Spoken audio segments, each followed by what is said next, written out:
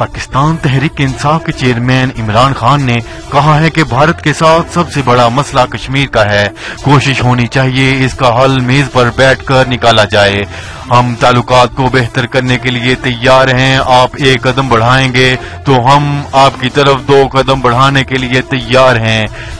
पाकिस्तान तहरीक इंसाफ के चेयरमैन इमरान खान ने खिताब करते हुए कहा कि पाकिस्तान को अमन की जरूरत है और हम चाहते हैं कि हमारे हमसाये ममालिक के साथ ताल्लुकात बेहतर हों।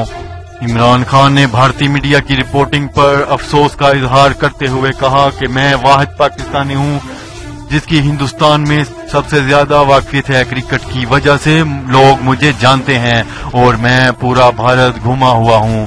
इमरान खान का कहना था कि हमारे ताल्लुकात अच्छे होते हैं तो ये पूरे बरसगीर के लिए अच्छा है। हम एक दूसरे से तजारत करें, इसमें दोनों ममालिक का फायदा है।